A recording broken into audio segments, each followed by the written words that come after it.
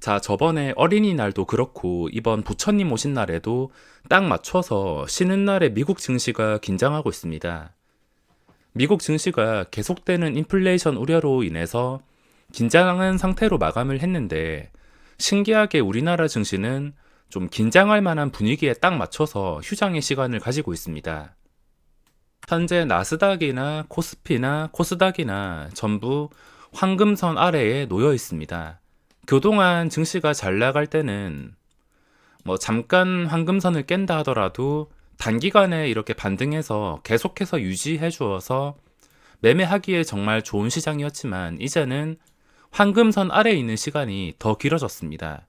나스닥도 그렇고 이 황금선 아래에 있다는 것은 다 이유가 있는 것이고 이 시간 동안은 긴장할 수밖에 없습니다. 제가 이 황금선을 참고하는 이유 중 하나가 좀 안전하게 매매를 하기 위해서인데 시장에서 좀 더러운 꼴들을 많이 봤기 때문에 이 황금선을 참고할 수밖에 없으며 여태까지 좀 나쁜 상황을 예로 들자면 거래 정지 당하거나 갑자기 초대형 악재가 터져서 하한가 근처까지 급락하는 종목들을 보면은 최근에 황금선을 깬 것들이 굉장히 많습니다. 그래서 정보가 부족한 개인 투자자 입장에서 의존할 수 있는 게 황금선밖에 없습니다.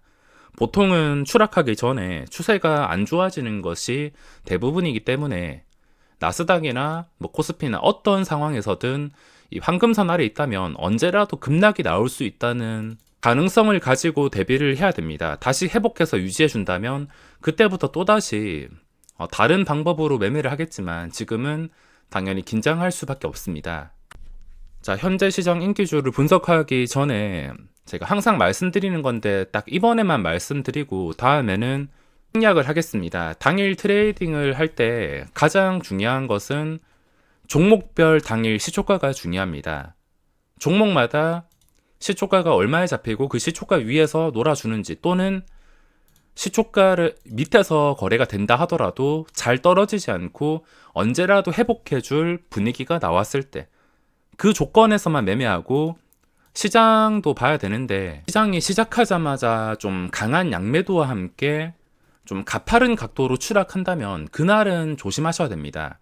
추락한 다음에 몇 분 지나서 다시 시작 지수 위까지 올려놓는다면 양매도가 나와도 크게는 걱정 안 하겠지만 양매도와 좀 가파른 각도로 계속해서 저점을 깨는 최저지수에서 거래되는 시장이라면 그날은 아무리 좋아 보이는 종목이 있다 하더라도 주의를 하시거나 애초에 짧게 먹을 목적으로 들어가는 게 중요합니다. 기본적으로 양매도와 시장 상황을 보고서 매매를 결정하는 게 중요합니다.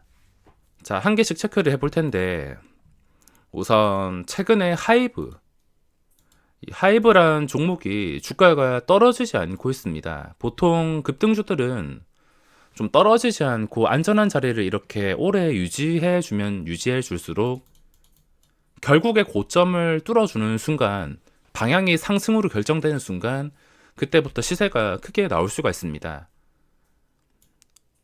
예전에 빅히트, 지금 하이브 종목이 제가 중요한 자리를 이 25만 6천 원 정도로 생각을 하는데 현재 가격 보시면은 이 자리 위에서 마감을 했습니다. 종가가 중요한 게 이 위에서 마감을 한다면 힘이 세질 것이고 밑에서 마감한다면 힘이 약해집니다.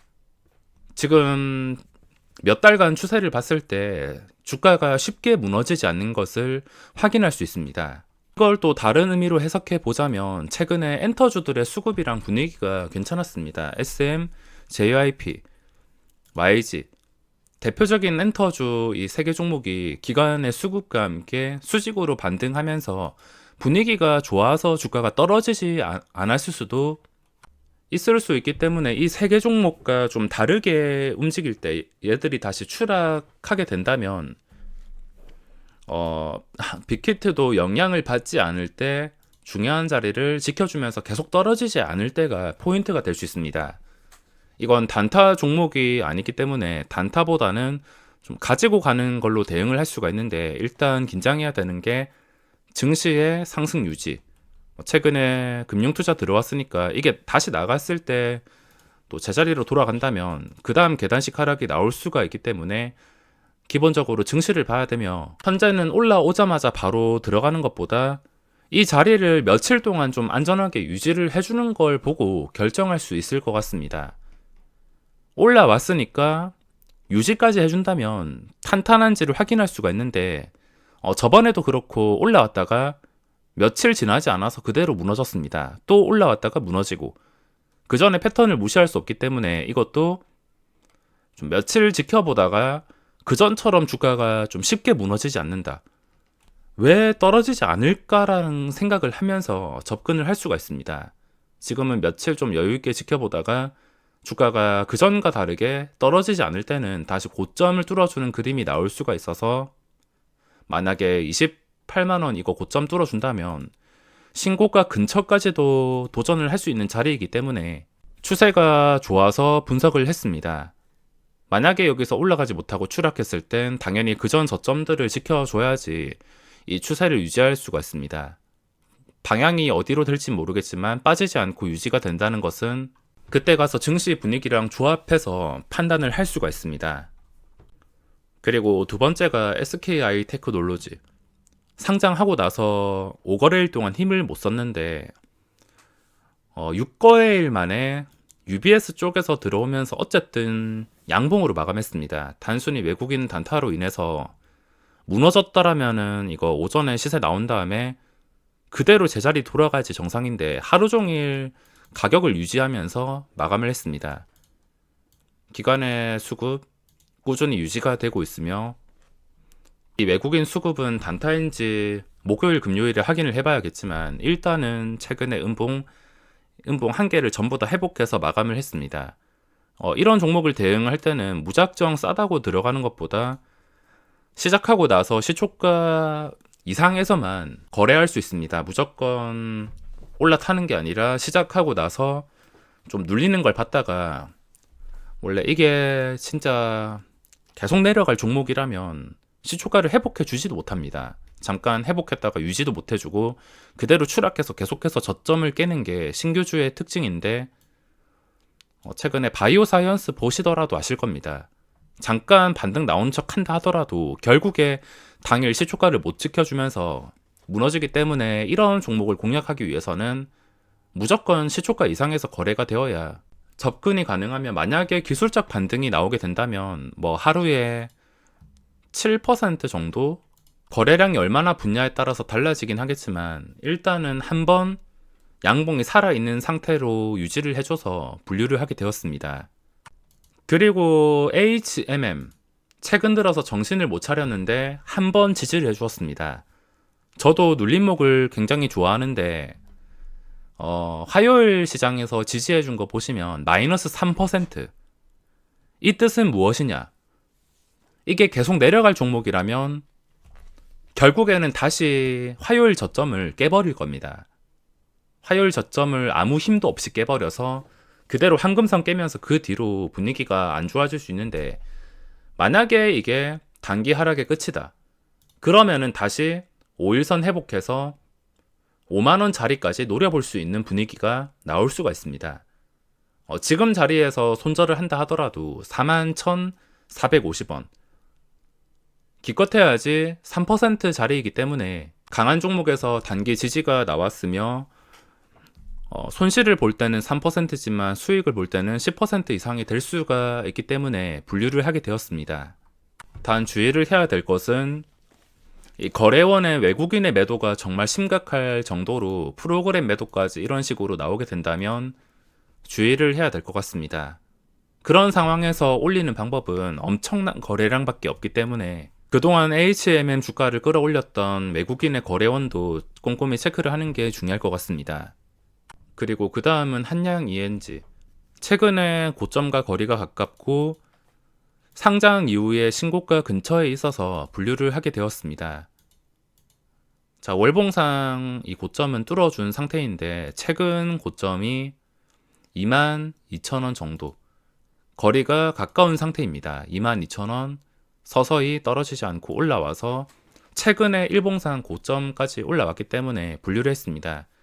이게 최근의 고점인 21,150원, 이 자리를 회복하지 못하고서 그냥 시초가부터 음봉이 나와서 무너진다면 그건 손 대지 않겠지만, 무너지지 않고서 계속해서 이 자리를 유지해 주려고 한다면 고점 돌파 신호가 될 수 있기 때문에 분류를 하게 되었습니다. 그리고 지금 종목들은 많은데 SL이라는 종목도 신고가 근처까지 올라와서 분류를 할까 했지만, 최근에 외국인까지 같이 들어온 종목들이 많아서 일단은 분류를 하지 않았습니다. 수급 보시면 이 외국인의 알고리즘이 기간 순매수에 맞춰져 있을 가능성이 높기 때문에 기간 따라서 이런 식으로 들어왔다가 단기간에 단타 치고 나가고, 이런 수급들이 굉장히 많아서 최근에 수직으로 올린 것들, 수급에 이렇게 외국인 강력한 매수 찍힌 것들은 일단은 주의를 하셔야 됩니다. 언제라도 당장 내가 보고 있을 때 내가 매수하자마자 매도가 나올 수 있다는 것을 알고 경계를 해야 되며, 매도가 나왔을 때 주가가 영향을 받지 않는다면은, 시초가 위에 있다면은 상관없겠지만, 주가가 영향을 받으면서 시초가 대비 마이너스 2, 3% 아무렇지 않게 빠지는 경우가 많기 때문에 지금 분류하고 싶은 건 많지만 외국인 매수가 들어온 것은 최대한 걸러냈습니다. 이것도 한양 ENG도 일단 외국인의 강한 매수가 없어서 분류를 했습니다. 대동, 이거는 제가 월요일 시장에서 분류를 했었는데, 조용하다가 그 전에 고점을 뚫어주는 거래량 실린 양봉이 나왔기 때문에 분류를 했었는데, 그 다음 날에도 좀 수급이 좋게 마감을 했습니다. 시세가 나올 분위기였는데 9%에서 4%까지 떨어져서 아쉽게 마감을 하긴 했지만, 지금 신고가가 나오기 직전이기 때문에 분류를 했으며, 외국인 단타로 인해서 뭐 바로 가지 않고 잠깐 쉬었다가 갈지 아니면은 바로 올라갈지 모르겠지만, 외국인 거래원이랑 시초가를 지켜주는지 판단하고서 대응을 할 수가 있습니다. 제가 원하는 그림은 외국인 매도가 다시 10만 주 정도 나오면서 잠깐 하루에 2% 정도 휘청거렸다가 다시 그 다음에 떨어지지 않고 거래량 붙어서 고점을 뚫어주는 그림을 원하고 있습니다. 그리고 화요일 시장에서 상한가를 갔던 서울가스, 상한가 유지 시간이 꽤나 길어서 일단 분류를 했는데, 신고가까지 거리가 멀지가 않아서 이것도 분류를 했습니다. 저는 항상 상한가 간 종목들을 체크한 다음에 신고가를 뛰어넘었거나, 뭐 최근에 예를 들어서 아이진이나 그리고 이연제약, 저는 상한가 간 종목이 신고가거나 거리가 가깝다면 그 종목도 분류해서 그 다음날 체크를 하고 있습니다. 어쨌든 신고가라면 그 다음날에도 변동성이 나올 수 있다는 뜻이기 때문에 여기서 신고가와 거리가 가까운 서울가스도 분류를 해놓았습니다. 그리고 화요일 시장 마감하기 전에 거래량이 좀 붙어서 최고가까지 올라온 백광산업, 이것도 주기적으로 양봉이 나오는 종목인데 지금 황금선 회복해서 역사적 신고가까지 거리가 멀지가 않습니다. 10%만 올라도 가격을 전부 다 뚫어줄 수 있는데, 그전 고점까지도 거리가 멀지 않아서 분류를 했습니다. 뭐 긴 말 필요 없이 당연히 당일 시초가를 지켜주는 게 가장 중요합니다. 자, 이 정도까지만 하고, 시장이 괜찮다면 지금은 공략해볼 만한 종목들이 굉장히 많습니다. 지수가 황금선 아래 긴장 상태라서 함부로 못 지르는 거지, 뭐 지금 어떤 종목을 찾는다 하더라도 그 종목에서만 집중해준다면 변동성이 나오는 것들 널리고 널렸습니다. 하루 종일 종목들을 관찰하니까 지수가 떨어진다 하더라도 종목 찾는 것은 그렇게 어렵지가 않습니다. 자, 그럼 이번 영상은 여기서 마무리하겠습니다.